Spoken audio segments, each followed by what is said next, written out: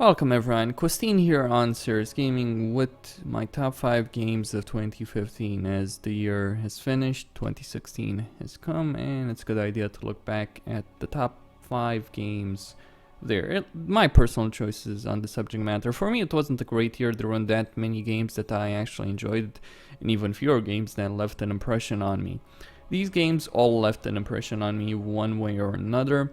I'm not gonna say they're necessarily the best games, they're just the games that I personally found the best, found the most enjoyable for me personally, and left the biggest mark on me personally. So with that in mind, let's start with number 5, Phantom Pain. It's not an extraordinary game. Chapter 2 falls apart. All the build up with the story, all the gameplay, it all falls apart. It becomes too repetitive because you are playing literally the same damned missions that you played in the first chapter for the most part. And story-wise, there's just not enough content and the story goes down the fucking hell. Chapter 1 in Phantom Pain was great. Chapter 2 was a horrible piece of unfinished crap.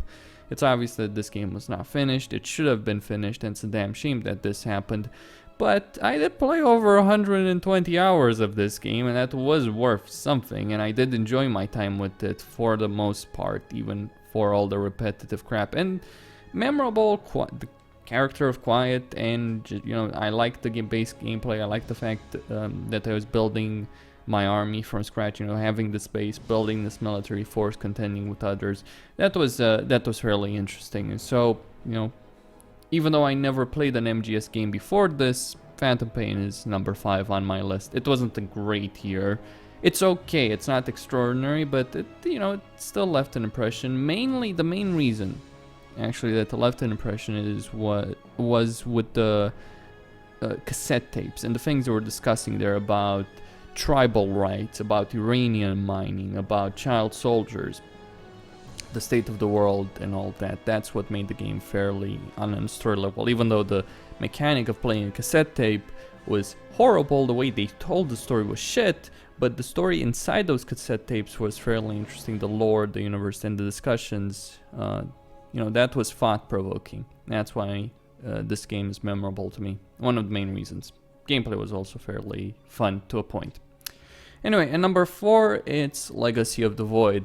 No one should be surprised by this. I consider Legacy of the Void the best strategy game that I've ever played on a gameplay level, even though the story is a horrible piece of shit. The variety of the campaign, the mission design, the character of Alarak, the only good thing in the whole fucking story. And, you know, it's the final journey in the story in the Coprolus sector, the final step. And it was a hell lot of fun playing this campaign, even if some missions were not particularly that interesting, even if some of the achievements, or actually a good portion of the achievements, were complete bullshit. The overall design, the challenge was great. A lot of strategy games have this problem in that their campaigns are boring. There's too many boring moments in their campaign missions. Not so much with Legacy of the Void, with some exceptions. There are certainly some missions, like the mission where you get the carriers, which are boring as fuck. Or have moments that where you're not spending a lot of time doing anything because you're gathering resources, or you know, there's a lot of downtime. Not so much for Legacy of the Void. You're in the action, you're thrown into the mix, you're active, you're not reactive, you're not sitting on your ass. That's not the situation here at all, even in defense missions where you're always fighting on 3 separate fronts, right? So that's number 4. And number 3, well, it's The Witcher 3 Hearts of Stone. I hate The Witcher 3 vanilla game. I hate it because it takes the piss on everything the story of the previous 2 games had built up to that point. Like, just to give a perfect example, racial conflict between humans and non-humans? Yeah, we don't give a fuck about that. We just want to sell copies to a bunch of dumb people. And that's kind of what characterizes the vanilla game of Witcher 3 Wild Hunt.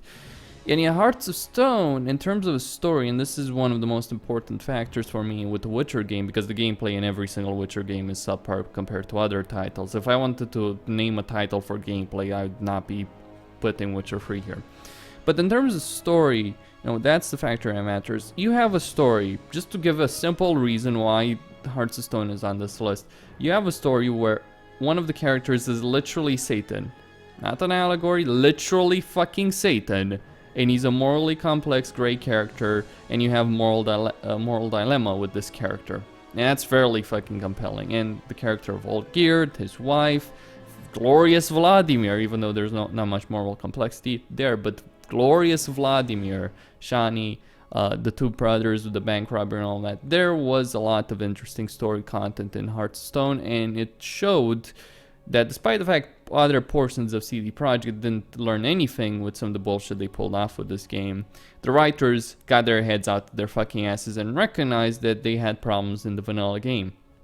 And, this is something they did recognize early on. Actually, I made a forum post when the game originally came out about the issues in the story, like, say, the Order of the Flaming Rose, and they did fix that with, or at least some of the issues with this expansion shit, that it's an expansion, but still, it's a response to that. They took a hard look. It's like, we need morally great characters, we need complex, complex characters, moral dilemmas. We need to have that in that game. It's still a personal story, and this is why it's not higher on the list.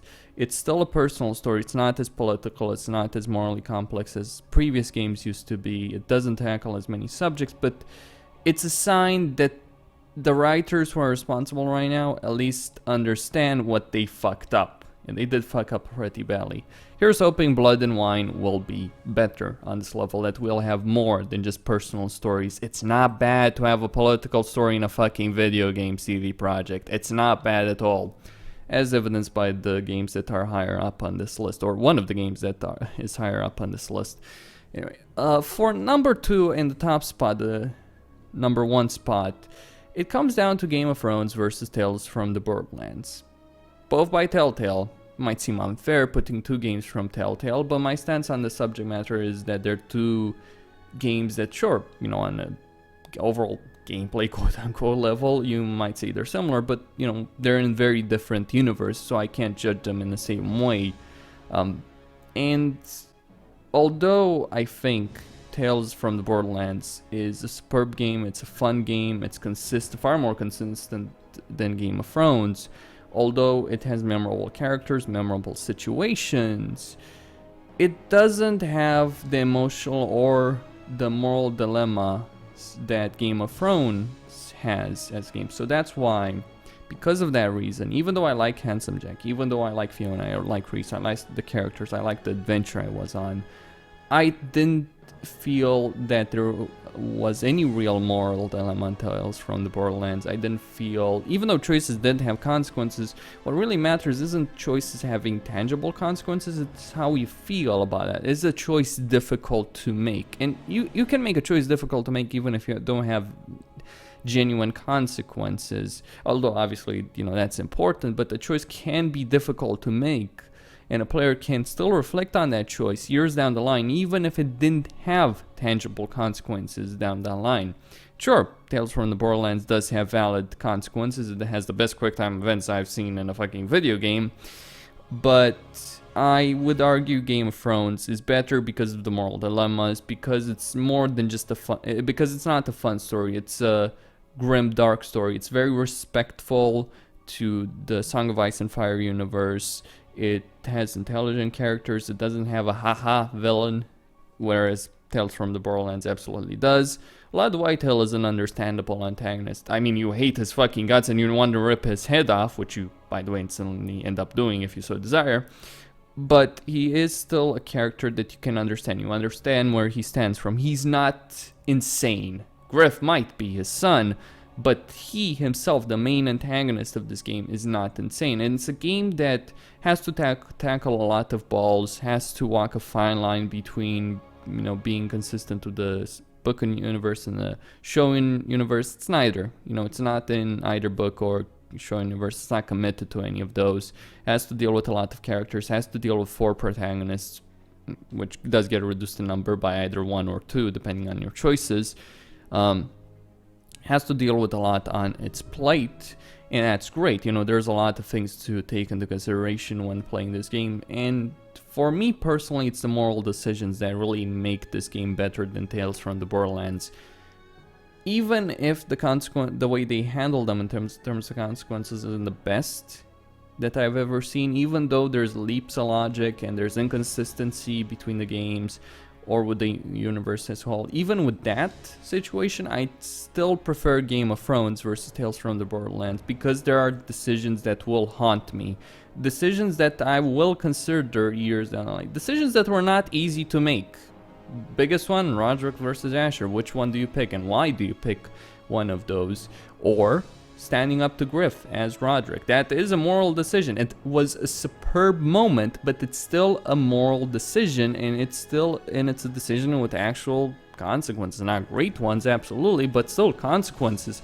It feels great. It's one of the most memorable moments I've had in a video game in a long fucking time, standing up to Griff as Roderick. It's such a simple thing, but it's so beautifully done in the context of the game and the significance of that trait. It might seem stupid, narrow-minded, and all of that, but it's a superb moment overall. You know, Tales from the Borderlands just doesn't have anything comparable to that in my mind. It doesn't have a moment like that. It has great moments, it has a fun story, it's a fun game overall. But for me, Game of Thrones is my game of the year of 2015. I know it started in 2014, at the end of 2014 with the first episode there. But the first episode was the weakest of all of them. You know, I'm judging here purely Game of Thrones on the episodes that were released this year, and those were considerably better, and the game overall was fairly enjoyable. It's a memorable journey with a memorable cast of characters and real moral dilemmas. That's how I personally view it. As I said, not really a great year for 2015 in terms of gaming, but that's just my stance. Next up, the top 5 of the scummiest business practices that game developers engaged in 2015.